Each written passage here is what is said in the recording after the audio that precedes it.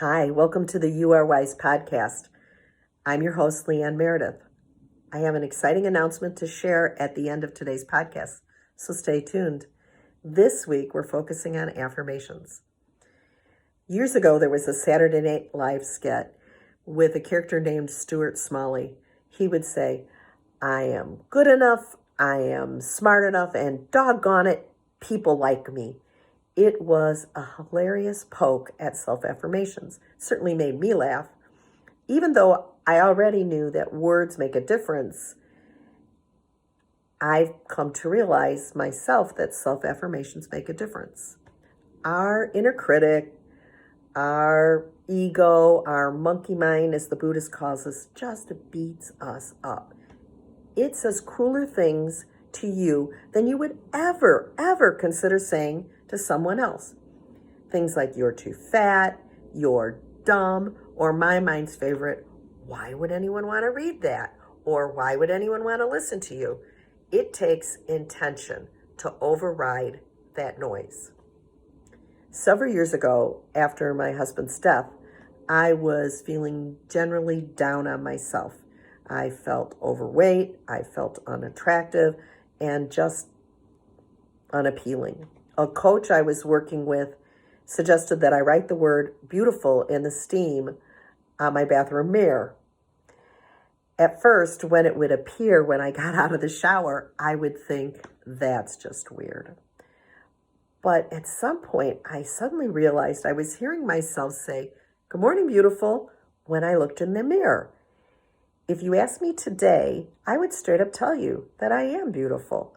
It's become internalized, not in a conceited way, but in a way that's made me feel really comfortable in my own skin. So my experience is that affirmations work. Science shows it too. There are numerous studies that show by telling ourselves positive things, we can build our self-esteem and our integrity. There is MRI evidence that shows certain neural pathways are increased in the prefrontal cortex when people practice self-affirmations. Think about it. Neuroscience research can actually see changes in our brains when we tell ourselves positive things. Isn't it awesome? It's just awesome. This can be empowering to you personally and to your children, whether it's a classroom or your own children, as a group or individually. The way you can start doing this is by brainstorming where you want to feel better about yourself or more in control. Limit it to a few things to start. Don't give yourself a whole laundry list. Start by fine-tuning them. If you want to get rid of clutter, instead of saying, I'm organized, you might try, I recycle. And pretty soon, the recyclable clutter will begin to go into the blue bin. If you're applying for a job, try, I have the qualifications for this job, instead of, I can do this, which is too broad. You can also change the way you feel. You might feel like a fraud when you say something like, hi, beautiful, like I did, or I'm happy, or I have abundance. But by telling yourself that day by day, you begin to realize it. Write it down. Put it where you can see it. You can write it all out if you want.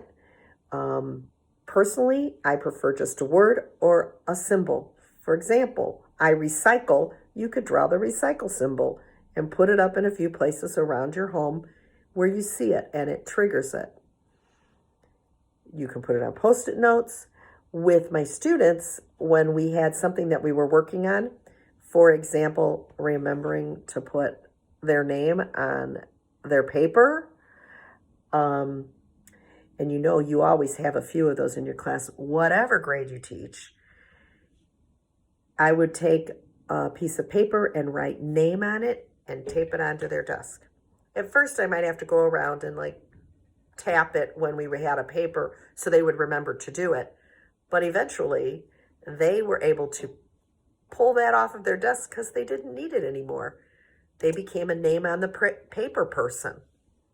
So the technique I'm going to teach you today is one that you can use to go along with your affirmations. I'm going to teach you to use the word calm. It's one, saying I am calm is a great one to use every single day because we all get stressed. It's also a great one to use with kids when they have what I refer to as the Christmas Eve energy, where everybody's just super unfocused and it's hyper and chaotic. It helps tamp that energy down. It works most of the time. It's a great one after you've done an energizing technique that I've taught at some other podcasts or on my YouTube channel, so that you can get them to have a settled energy as opposed to hyper energy. So the way you do this is when you breathe in, you say, I am. And when you exhale, you say calm. You can do it with I recycle. I have the qualifications for this job.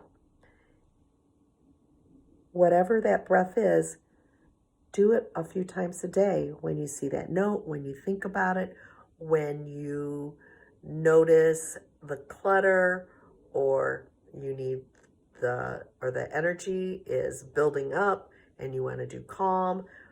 Whenever it is, just try breathing in, I am, and exhaling with whatever that affirmation is. By learning to use affirmations and for yourself, and by talking about them and sharing them with children and taking the time to teach it to them, you internalize it yourself and you give them a mindfulness tool to add to their toolkits. It becomes a trick up their sleeves that they will have for their whole lives. It gives them resources to take care of themselves as they grow and learn. So my exciting announcement is beginning on November 15th, there will be a You Are Wise 5-day mindfulness challenge. You can sign up on my website at leannemeredith.com.